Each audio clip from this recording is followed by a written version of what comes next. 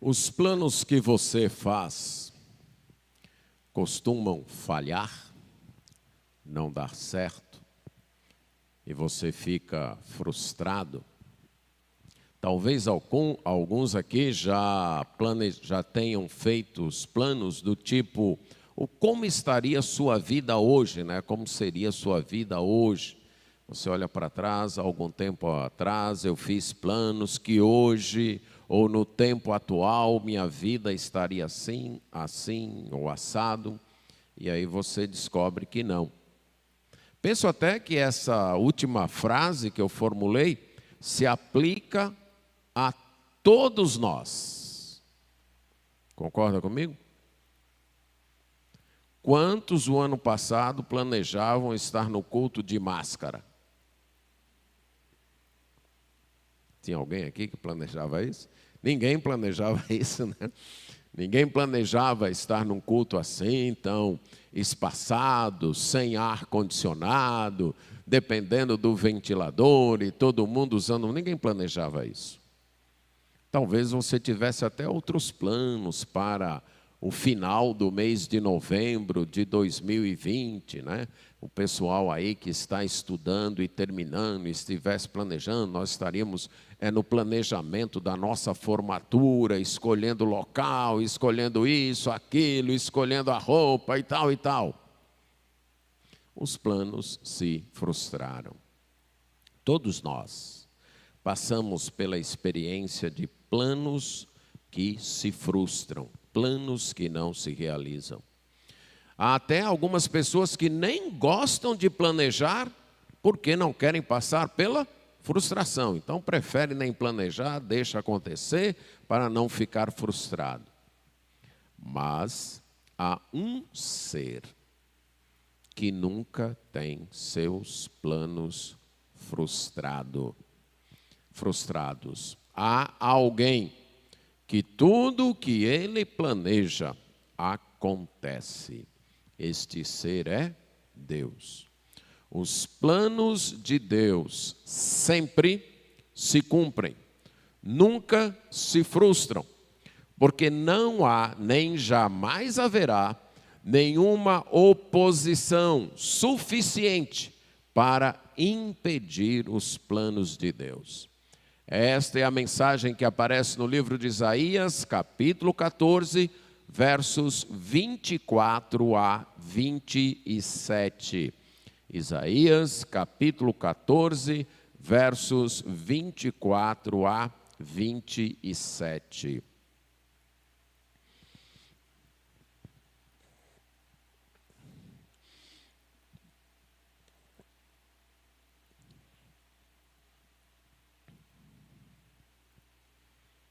E nós lemos assim, em Isaías 14, 24 a 27. Jurou o Senhor dos Exércitos, dizendo: como pensei, assim sucederá. E como determinei, assim se efetuará. Quebrantarei a Assíria na minha terra, e nas minhas montanhas a pisarei, para que o seu jugo se aparte de Israel e a sua carga se desvie dos ombros dele. Este é o desígnio que se formou concernente a toda a terra. E essa é a mão que está estendida sobre todas as nações. Porque o Senhor dos Exércitos determinou. Quem, pois, o invalidará? A sua mão está estendida. Quem, pois, a fará voltar atrás? Oremos. Senhor, temos a Tua palavra diante de nós. E temos também a nossa inépcia, a nossa ignorância, a nossa falta de capacidade para compreendê-la, para explaná-la, para amá-la e para obedecê-la. E por isso clamamos a Ti, que em graça o Senhor atue através do Teu Espírito Santo, nos concedendo a bênção da compreensão, do amor e da obediência. Isso nós pedimos em nome de Jesus. Amém. Os planos de Deus sempre se cumprirão. Isto foi profetizado e demonstrado na história, conforme podemos ver nesses textos.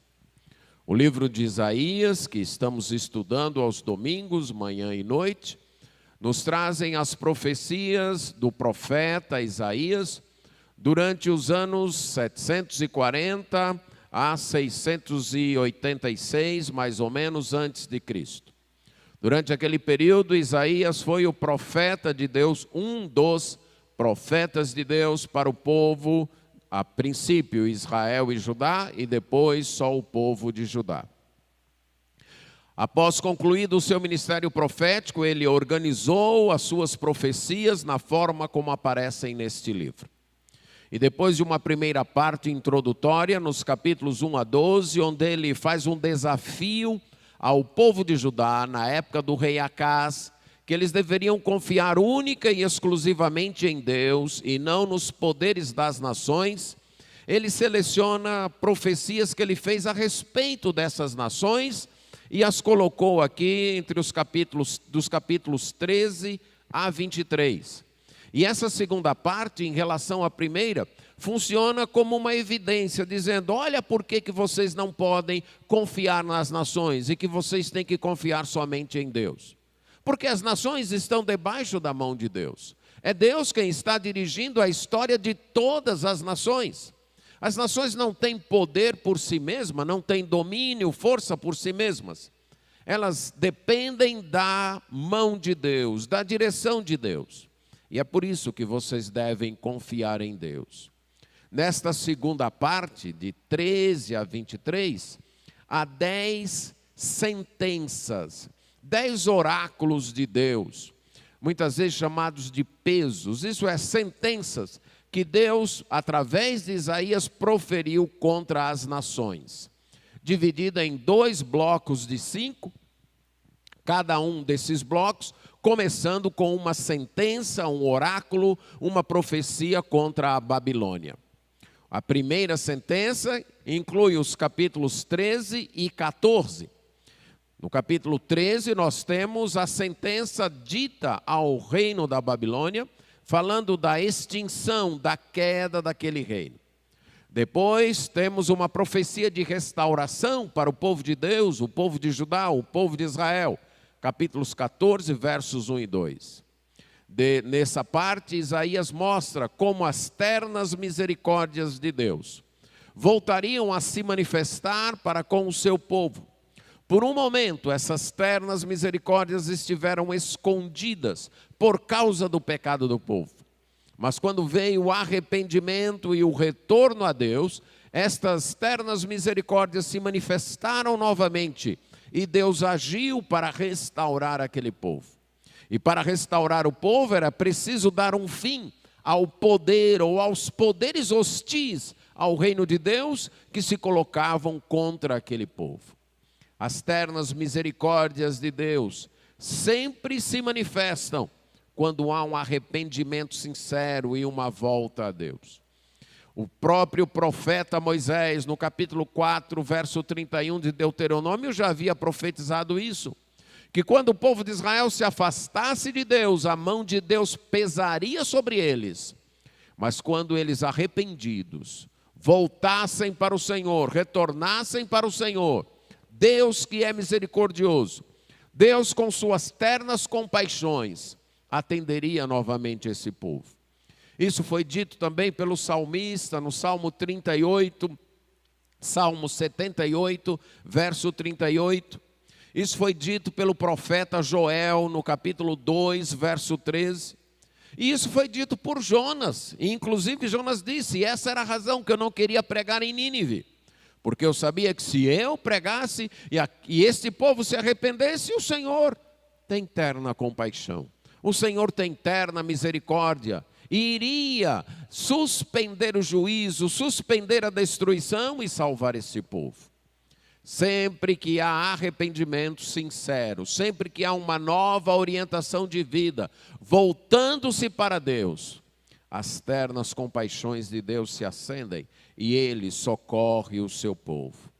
Mas além das ternas compaixões de Deus, o profeta Isaías diz que a eleição divina do povo de Israel também estava por trás da punição dos reinos hostis e da salvação daquele povo. Uma escolha que Deus fez por pura graça, sem levar em conta nenhum mérito da nação, até porque aquela nação não tinha, como nenhuma outra nação tem. E essa eleição garantia a terra, aquela terra prometida a Abraão para aquele povo. Por isso que a profecia de restauração garante que Deus voltará a tratar com a nação de Israel e lhe dar novamente a sua terra. E Israel, inclusive, se tornará um polo de atração missionária, atraindo outras nações e outros povos para adorar o verdadeiro Deus. Profecias que Isaías irá repetir mais na frente, continuando o estudo, nós iremos ver. Depois de tratar da restauração de Isaías, ainda na primeira sentença, no capítulo 14, agora versos 3 a 23, nós temos um belíssimo poema que anuncia a queda dos poderes hostis a Deus, dos poderes que estão rebeldes contra Deus. Um poema que é um canto fúnebre, mas também é um cântico de vitória. É um cântico de alívio e de gratidão. É como se você tivesse alguém que vivesse lhe ameaçando, lhe oprimindo, matando os seus filhos, ameaçando sua vida, tomando suas posses. E aí um dia você soubesse que aquela pessoa morreu. Ok? Tem uma pessoa que está lhe atrapalhando a vida, lhe oprimindo, lhe ameaçando, matando gente da sua família. E essa pessoa não queria conversa, não queria acordo, não queria arrependimento. Aí um dia ela morreu. Qual seria a sua reação? Alívio. Pronto, agora não serei mais ameaçado. Pronto, o cântico, poesia belíssima e cântico que Isaías nos descreve no capítulo 14, 3 a 23, é exatamente isso. É um canto fúnebre. Uma elegia fúnebre, por conta de um rei caído, hostil a Deus, mas também é um cântico de alívio e gratidão, porque a derrota daquele poder hostil traria libertação para o povo de Deus. E a última parte dessa primeira sentença é a que nós vamos tratar hoje à noite, os versos 24 a 27. No verso 28 já começa uma nova sentença, um novo oráculo, uma nova profecia. E nós temos aqui uma profecia contra a Assíria. Então é preciso explicar por que numa sentença, num oráculo que tratava da Babilônia, Isaías colocou também uma palavra profética contra a Assíria. Então vamos relacionar a história na época, né?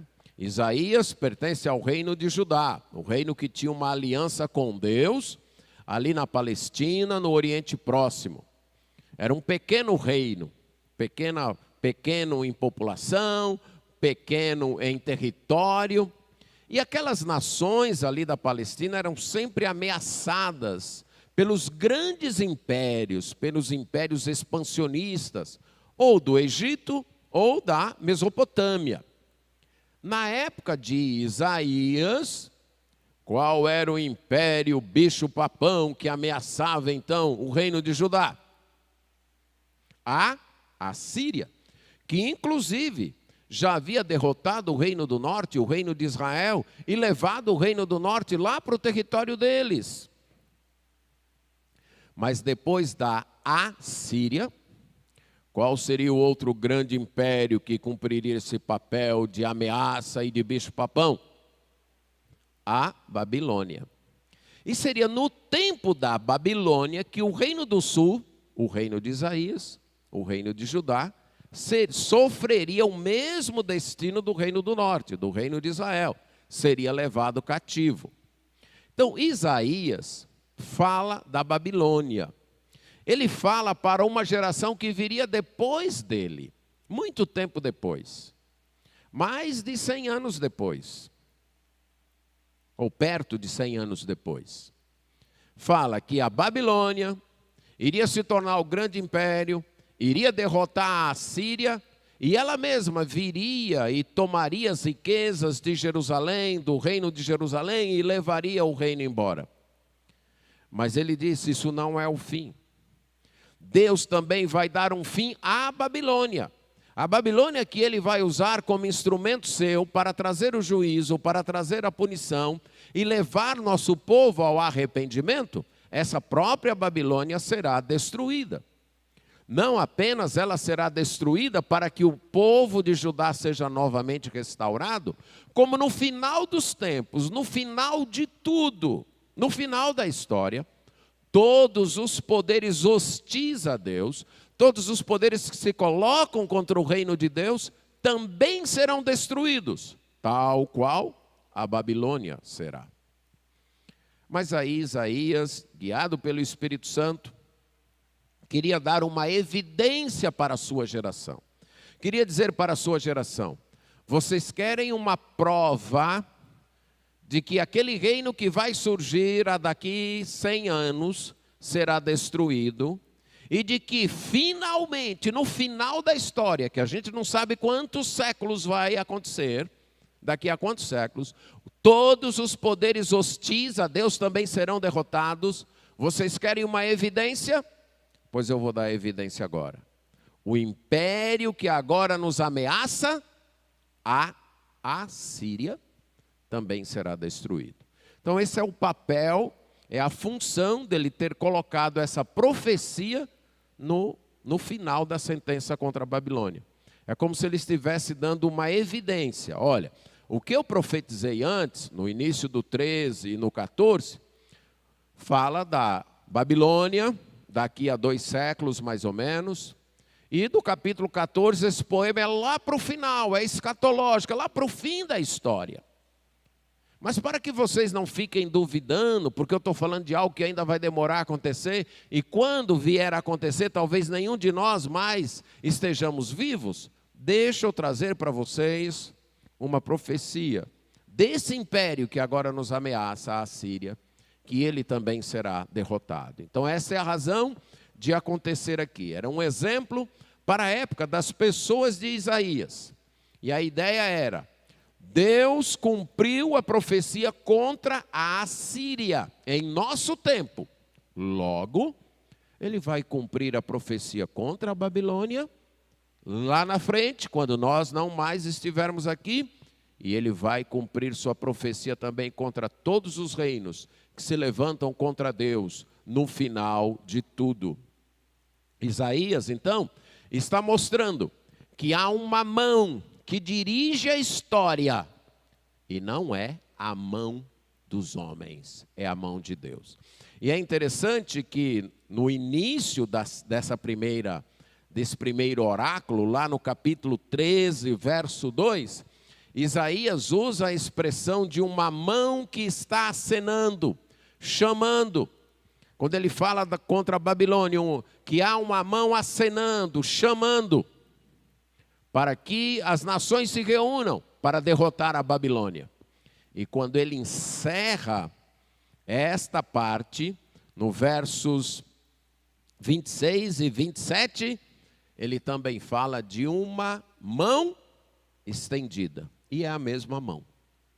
A mão que na história acenou para que as nações se reunissem contra a Babilônia e a derrotassem, é a mão que está estendida contra todas as nações, cumprindo o plano de Deus, cumprindo a história de Deus. É a mão de Deus que está dirigindo a história. E esta mão irá julgar o poder, na época presente, o poder da Assíria. Os planos de Deus sempre se cumprirão, porque é a mão dele que está dirigindo a história. A história da humanidade está nas mãos de Deus. A história da humanidade é o cumprimento daquilo que Deus planejou. Mas os planos de Deus sempre se cumprirão também, porque Deus tem jurado isso. Logo aí no verso 24, jurou o Senhor dos Exércitos. Um juramento, nas Escrituras, era a garantia de que a palavra dada seria cumprida. Quando alguém fazia uma promessa e ele queria garantir que a promessa seria cumprida, então ele fazia um juramento. Várias vezes aparece na Bíblia, você que tem conhecimento das Escrituras pode lembrar de pessoas que juraram, né? Reis que juraram, patriarcas que juraram. E o juramento normalmente era assim: olha, eu prometo que não vou fazer isso ou que vou fazer aquilo, e se eu não fizer, aí a pessoa pronunciava uma maldição. Se eu não fizer, que aconteça isso aqui comigo. E aí a pessoa invocava uma autoridade, Deus, para fazer acontecer aquilo. Por exemplo, o juramento entre Labão e seu genro, que era Jacó. Então eles construíram um monte de pedra, colocaram um monte de pedra, e aí Jacó disse para Labão: eu não vou fazer mal às tuas filhas com quem eu casei, e nem vou passar daqui para lá para fazer mal a você, e você também não vai passar de lá para cá para fazer mal a mim. E nós vamos jurar. Então eles fizeram um juramento, que Deus agisse trazendo castigo caso algum dos dois não cumprisse o juramento. Então era uma prática comum usada na época para garantir uma palavra dada. Mas aqui é o próprio Deus que jura. E aí? Ele vai jurar por quem? Já que não tem ninguém acima dele. O livro de Jeremias, o livro de Hebreus nos responde. Ele jura por si mesmo. Ele jura por si mesmo. Então, em duas vezes em Jeremias 22:5 e 49:13 é dito que Deus jurou por si mesmo. Em outras palavras, Deus está dizendo o seguinte: olha, eu deixo de existir se eu não cumprir o que eu estou dizendo. Essa é a ideia do juramento de Deus. Deus invoca sua própria aniquilação se ele não cumprir o que ele está dizendo que vai fazer. Há um exemplo bem prático disso, bem claro disso, lá em Gênesis 15. Quando Deus jura para Abraão que daria uma grande descendência a Abraão. E aí Deus faz um ritual de juramento que era comum naquela época. Então, naquela época, vamos supor que você fosse fazer um juramento com alguém, certo? Então, fosse fazer aí um juramento com alguém, aí vocês pegavam um animal, então você e a pessoa pegavam um animal, pense aí numa vaca, por exemplo, pegavam uma vaca, matava a vaca, cortava a vaca no meio, colocava uma banda da vaca de um lado, a outra banda da vaca do outro lado, e os dois passavam no meio ali entre as duas bandas. E isso significava o seguinte: se um de nós dois não cumprir o que a gente está jurando aqui, que aconteça conosco o que aconteceu com essa vaca aqui. Que a gente seja exterminado do mesmo jeito que esse animal foi. Aí Deus disse para Abraão: olha, você vai pegar alguns animais, e não foi só um, me parece que foram 5 animais, corta, põe uma banda de cada lado e fica aí. E foi isso que Abraão fez. Cortou os 5 animais, colocou uma banda de cada lado, ficou ali enxotando as aves de rapina que queriam comer a carne, ele ficou enxotando. Chegou uma hora que veio um profundo sono sobre Abraão e ele dormiu. E uma labareda de fogo passou entre os animais. Essa labareda de fogo era um símbolo de Deus. Naquele juramento, só Deus jurou. Abraão não precisou jurar. Só Deus passou entre os animais. E o que Deus estava dizendo? Que aconteça comigo o que aconteceu com esses animais, se eu não cumprir minha promessa para com Abraão. Então é o juramento de Deus. Deus jura por si mesmo. Ele nem precisaria, porque ele é Deus. Para ele basta a palavra. Mas ele quer garantir. E essa é a ideia aqui. É como se ele está dizendo, olha, minha decisão é inalterável. Não vai ter mudança. Eu estou jurando que o que eu planejei, eu vou fazer. Que o meu plano vai se cumprir. Jurou. Então, os planos de Deus sempre se cumprirão. Porque Ele é a mão que está dirigindo a história. Mas também porque Ele jura que irá se cumprir. Ele jura pela sua própria vida, pela sua própria existência. Mas em terceiro lugar, porque Ele é o Senhor dos exércitos. E o que significa esse termo? Senhor dos exércitos. É o supremo comandante de todos os poderes deste mundo. Todos os poderes humanos, animais, climáticos, angelicais, todos os poderes estão sob o domínio de Deus. Ele é o Senhor das forças deste universo. Ele é o Senhor dos exércitos, dos poderes deste universo. Nenhum poder escapa de sua mão. Por que que a gente faz planos e não consegue realizar? Por quê? Porque há poderes maiores do que nós. E muitas vezes nem são poderes tão grandes assim. Pode ser um vírus bem pequenininho. E o que que ele faz? Ele altera os nossos planos. Nós não somos o Senhor dos exércitos.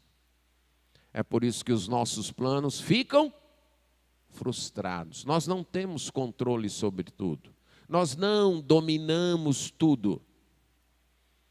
Então, nossos planos se frustram. Mas Deus é o Senhor dos exércitos. Os seus planos sempre vão se cumprir. Então ele diz, o Senhor dos exércitos jurou, como eu planejei, a ideia pensei é como eu planejei, assim irá acontecer. Como eu determinei, como foi o meu desígnio, assim vai se efetuar. A história é a execução deste plano de Deus. Nada ocorre fora deste plano. É o seu plano que está dirigindo a história. E esse plano foi demonstrado para aquela geração de Isaías no império da Assíria. Deus diz, eu quebrantarei a Assíria. Eu vou quebrar as forças da Assíria e vou fazer isso na minha terra. Vou fazer isso nas minhas montanhas. A Assíria, então, que era o poder hostil a Deus naquela época, que iria batalhar contra o reino de Judá, e atrairia sobre si a punição de Deus. Deus puniria a Assíria para poder libertar Israel, para tirar o jugo da Assíria de sobre Israel, o peso que a Assíria trazia, a carga que a Assíria colocava sobre Israel. E isso aconteceu. O próprio livro de Isaías nos descreve isso, lá no capítulo 37. Quando o rei Senaqueribe veio ameaçando Jerusalém, fazendo ameaças, dizendo que iria invadir Jerusalém, que quem ficasse lá iria acabar tendo que comer suas próprias fezes e beber sua própria urina, porque ele iria acabar com aquela cidade. E aí o rei Ezequias foi atrás do profeta Isaías, e Isaías disse, deixa ele falar. Ele não sabe contra quem ele está falando. E não precisou o povo de Israel atirar uma flecha. Deus enviou uma praga, que ali mesmo, na terra de Israel, na terra que é de Deus, nas montanhas que são de Deus, o exército assírio foi dizimado e o rei Senaqueribe teve que voltar caladinho lá para a cidade de Nínive. E quando chegou lá, que foi prestar um culto ao seu Deus, quando ele estava adorando o seu Deus pagão, os próprios filhos dele o mataram. E essa profecia havia sido feita por Isaías, dizendo, Deus jurou que vai fazer isso. E aconteceu. A Assíria foi quebrada no meio da terra de Israel, nas montanhas de Israel. E quando aconteceu, seria como se Isaías dissesse: vocês estão vendo? Foi avisado que Deus faria isso, que Ele não anularia seu plano. E aconteceu. Então se preparem, porque as outras profecias também se cumprirão. O plano de Deus vai se cumprir. Deus sempre cumpre o seu plano. Isso foi profetizado e demonstrado aqui no livro de Isaías.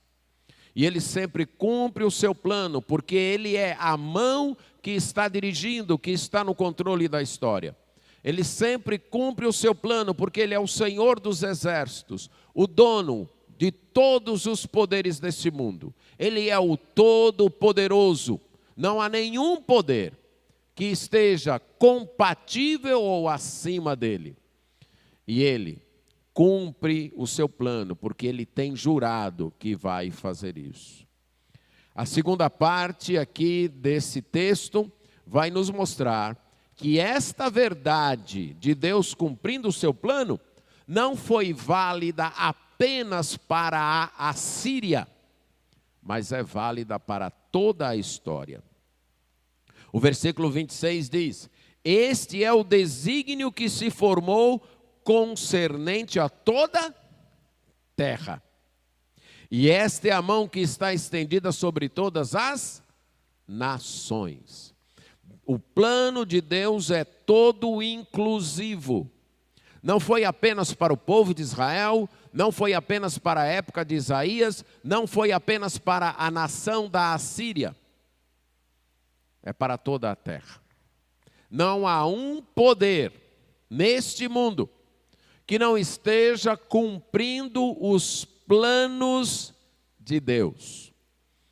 Não há uma nação, um governo, um exército, um poder nesse mundo, nem humano, nem climático, nem angelical, que não esteja debaixo do controle de Deus e cumprindo o seu plano. Nem Satanás com suas hostes, nem os impérios deste mundo, nem as pandemias, nem as doenças, nem os maremotos, terremotos ou qualquer outra força está fora da mão estendida de Deus, do controle de Deus. Deus está no controle de toda a história. A história está cumprindo o seu plano. Esse é o desígnio que Deus formou, concernente a toda a terra. A sua mão está estendida sobre todas as nações. E o que é verdade para os poderes das nações, para os poderes coletivos, também é verdade para a minha vida e para a sua vida. O Salmo 139 deixa isso bem claro. Deus já sabe quais palavras eu vou falar nesta pregação, antes mesmo que eu as pronuncie. Deus sabe quando nós estamos assentados e levantados. Deus sabe o que cada um de nós está pensando nesse momento. Deus sabe tudo o que está acontecendo com o nosso corpo, com o nosso organismo nesse momento. E o Salmo 139 continua dizendo que quando nós ainda estávamos no ventre, como substância ainda informe, ainda sem forma, Deus já nos viu ali. E no seu livro foram escritos todos os nossos dias. Cada um escrito e determinado, quando nenhum deles havia ainda. Esse é o nosso Deus. Esse é o nosso Deus, né, que como nós cantamos, tem o mar em suas mãos, contou os grãos de areia. Esse é o nosso Deus. O Deus que está dirigindo os poderes macros e os poderes micros, as nações e os indivíduos. Este é o nosso Deus. Conhecer isso deve nos levar à confiança e à obediência. Confiança por quê? Se tudo está nas mãos de Deus, eu posso confiar. Muitas vezes alguém está com um problema e diz, olha, eu não pude fazer nada. Agora deixei nas mãos de Deus. Pois então estão nas melhores mãos que poderiam estar. Não tem mãos melhores para cuidar. Confiança. Mas também obediência. Por que obediência? Você acha que alguém pode se dar bem indo contra esse poder? Você consegue imaginar que alguém venha se dar bem? Eu vou ficar contra o plano de Deus e vou me dar bem. Isso é sinal de quê, gente? De loucura. Como é que há um Deus desse, que controla tudo, que tem tudo em suas mãos, e eu me acho que eu posso enfrentá-lo e ainda me dar bem? Que história é essa? Isso é falta de senso. Saber que o nosso Deus é soberano, que Ele tem a história do mundo e a minha história e a sua história nas mãos dEle, deve produzir confiança, mas também deve produzir temor, deve produzir obediência. Eu devo me lembrar que todos aqueles poderes que se colocaram contra Deus, até o poder da grande Babilônia, terminou como? Na cova, comido por vermes. É assim que termina. Toda oposição a Deus termina assim. Saber que o nosso Deus é soberano deve nos trazer descanso, confiança, em meio às tribulações, lutas, frustrações da vida, ameaças deste mundo. Mas também deve nos levar à obediência. Ninguém fica contra Deus e se dá bem. Vamos nos convencer disso. Você está ouvindo, mas isso aí é claro. É claro. Mas é assim que você vive todo dia, as 24 horas do dia? É? É com essa consciência de que se eu me colocar contra Deus eu me dou mal? É assim que a gente vive todo dia, as 24 horas do dia? É? Não. E como a gente sabe que não? Porque toda vez que eu peco, eu estou me colocando contra Deus.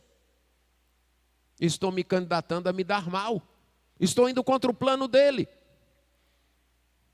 Toda vez que eu desobedeço a ele, eu o estou desafiando.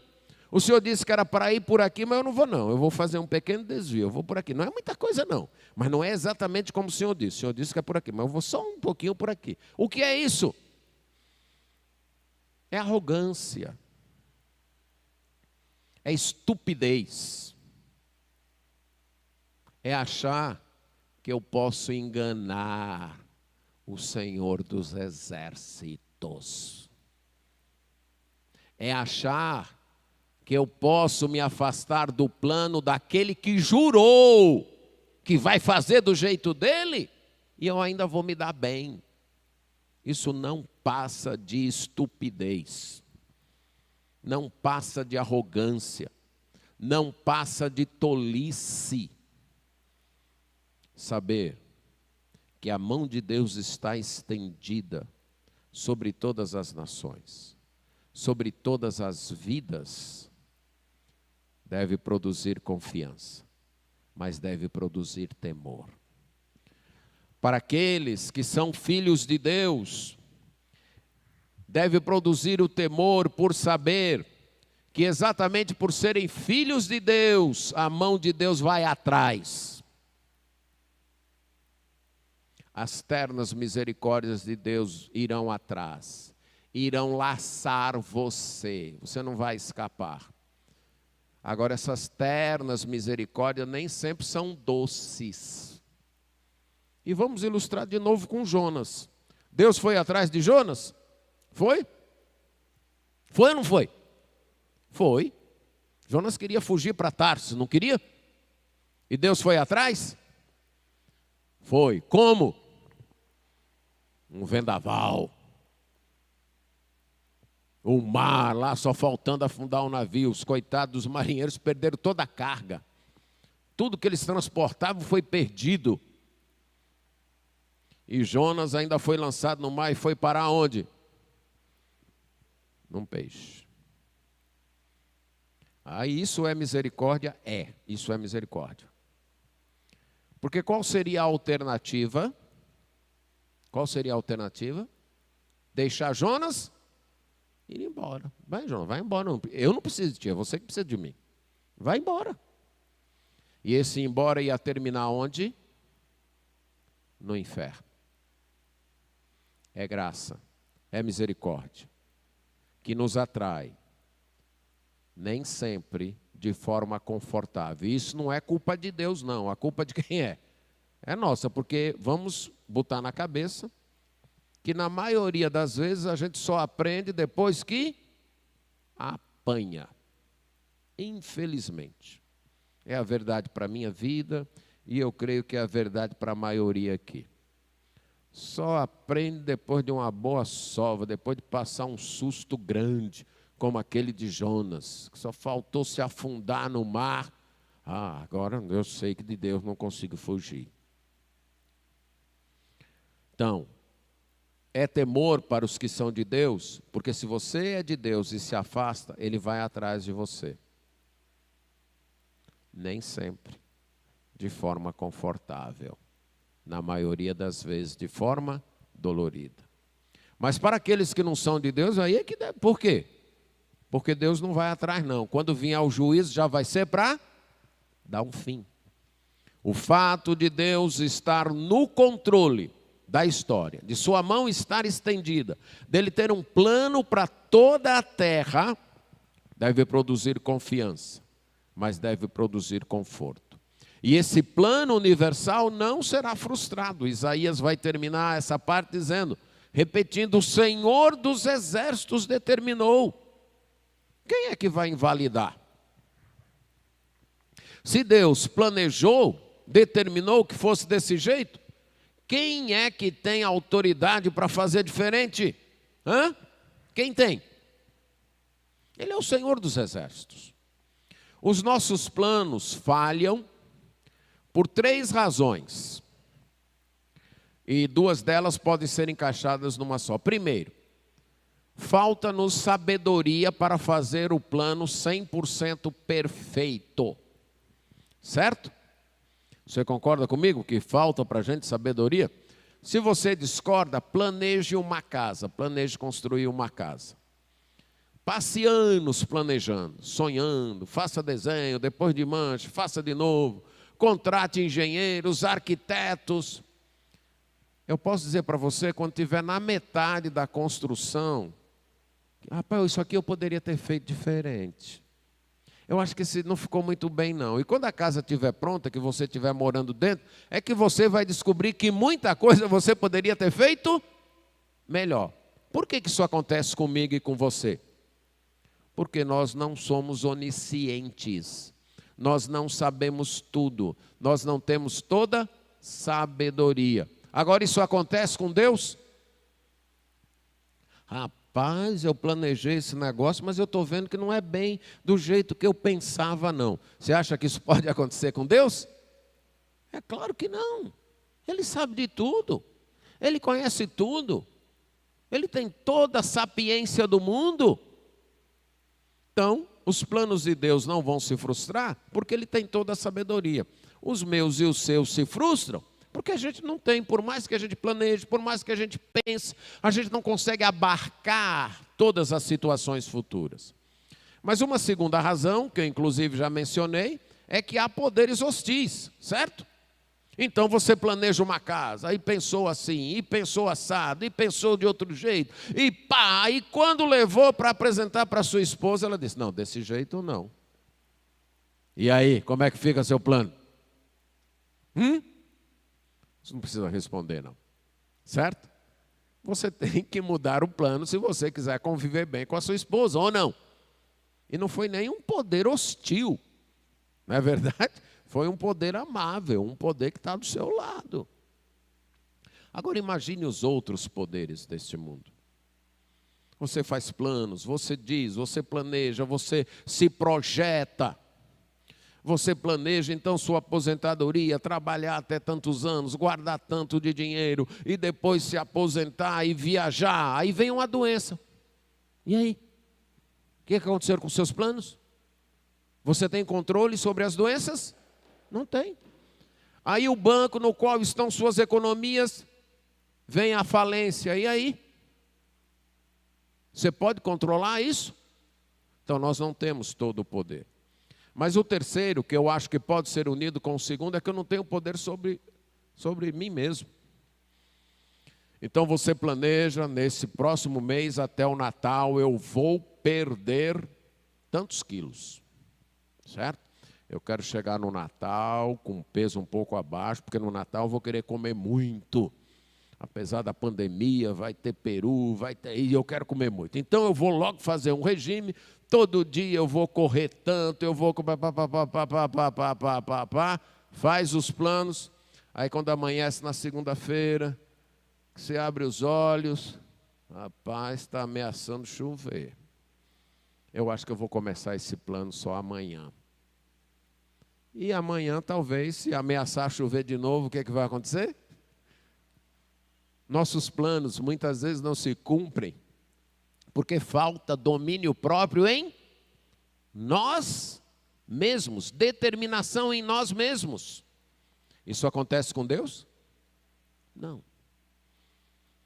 E por isso que Isaías termina perguntando, se ele planejou, quem é que pode invalidar? Se a mão dele está estendida, quem é que vai dizer, ei, volta aí, não é desse jeito não. Não é assim não. Está pensando o quê? Quem é que vai dizer isso para Deus? Quem é que vai fazer Deus agir contrário à sua vontade? Os planos de Deus sempre se cumprem.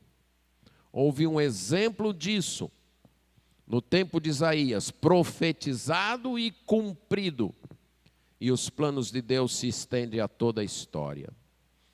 Isaías aqui nos mostra que nós devemos avaliar cada situação à luz do plano e do propósito de Deus, conforme Ele tem revelado em sua palavra. Estamos num período singular. Como eu disse, nenhum de nós esperava, ou pelo menos sonhava, que a nossa vida, esse ano, estaria dessa forma. Mas isso foi fora dos planos de Deus? Não. Agora a gente deve olhar para isso e olhar para as Escrituras e perguntar como é que isso se encaixa no plano de Deus. Como é que essa situação que a gente está vivendo se enquadra no plano que Deus tem para a sua história? E há várias respostas para essa pergunta. Deus está humilhando a arrogância humana que acha que pode controlar tudo, que pode curar todas as doenças, que pode resolver todos os problemas. Deus também está mostrando que este mundo não tem jeito. Que não adianta esperar grandes melhoras aqui. Que a grande melhora que nós devemos esperar é a volta do seu Filho para nos tirar daqui. Essa é a grande melhora. Essa é a grande esperança. Cada situação, tanto na vida individual, como na história em geral, deve ser avaliada à luz desse plano de Deus. Um plano que se cumprirá. Mas também Isaías nos mostra que no final da história, o mal será derrotado. O mal não é para sempre. O bem é para sempre. O mal não. No final da história, o mal, a injustiça, a maldade, Todos os poderes que se rebelam contra Deus, que se colocam contra Deus, todos os opressores que perseguem e oprimem o povo de Deus, receberão a justiça das mãos de Deus. Receberão a justa punição das mãos de Deus. E Deus então salvará o seu povo, cumprindo sua promessa de restaurar todas as coisas, de colocar em ordem todas as coisas e dar descanso ao seu povo. Até lá, devemos manter a confiança. Mesmo quando a situação presente e aparente parecem nos puxar para a desconfiança, para a dúvida, para o abandono da crença em Deus. Mesmo quando o chão em nossos pés tremem e a gente começa a questionar, será que tem alguém dirigindo tudo isso mesmo? Será que tem alguém controlando tudo isso mesmo? Nós nos devemos manter no centro da nossa fé. Deus tem um plano e esse plano vai se cumprir. Deus tem um plano e nada frustra nem invalida esse plano. Deus tem um plano e graciosamente me incluiu neste plano.